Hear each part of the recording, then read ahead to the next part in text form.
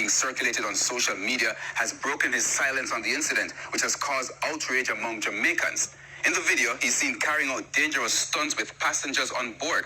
In an exclusive interview with TVJ's Anthony Lugg, he sought to explain why. I apologize to Jamaica if I causing havoc to anybody about this, but sorry about everything. It's just a music video I do, and it's not like me I do it for my work. The driver seen in this video carrying out antics as he maneuvers a minibus earlier this week, apologizing to the country. Since the video made rounds on social media, there's been outrage over the driver's actions. On Thursday, the Transport Authority swooped down on the bus in Crossroads, St. Andrew, and summoned the driver and the owner. Today, the driver, who was in no mood to speak with us yesterday, contacted our news team saying the video being circulated is actually a small part of a 2-minute video, which was a skit for this song, One Call by Cyclone. I really hate what I do the video for. It wasn't a case where me up on the public road with passengers I drive up and down. All of the people who was in the bus was like my family, my brother, him co-workers and everything, because I watched that ship standing run. So we have other footage of the video where they never put that part in it, they only put the bad part with them see. They must see the rest of it. We obtained a copy of the original video, which shows the bus in motion, traveling at a relatively slow speed. It stops at certain intervals to pick up passengers.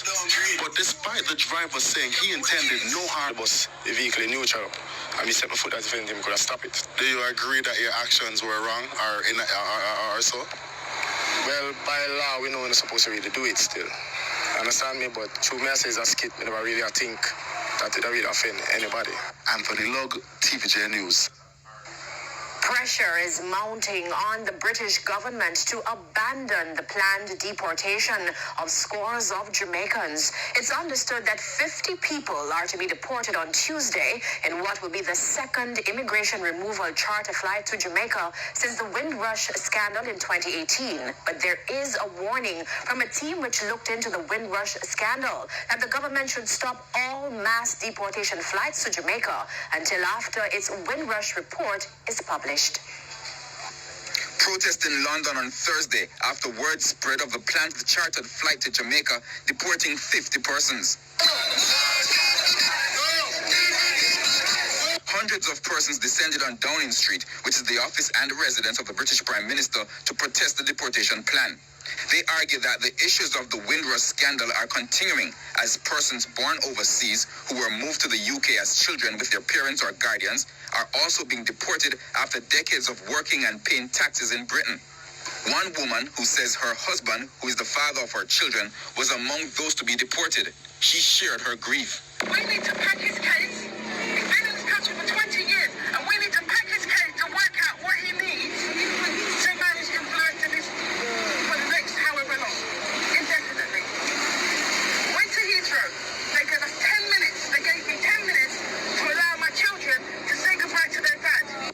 The protest is also on social media with comments for and against the move. Last night, the BBC reported that it had seen a leaked copy of last year's Windrush Review, and it recommended that the government consider ending the deportation of foreign-born offenders who came to the UK as children. Earlier, British officials continued to insist that all those set for removal are criminals and that no Windrush victims are involved. The Guardian stated that it was informed that other recommendations in the review may include a broadening of who counts as a Windrush victim. James Hanratty, a former president of the Council of Immigration Judges who sat on the review's advisory panel, drew a distinction between people being deported for criminal offenses and people who had suffered due to the Windrush scandal. It's understood that many of those due to be removed from the UK next week are trying to build cases to prevent their deportation. However, they have been hampered by a lack of network coverage for their Home Office issued mobile phones in the area around Heathrow, where they are being detained.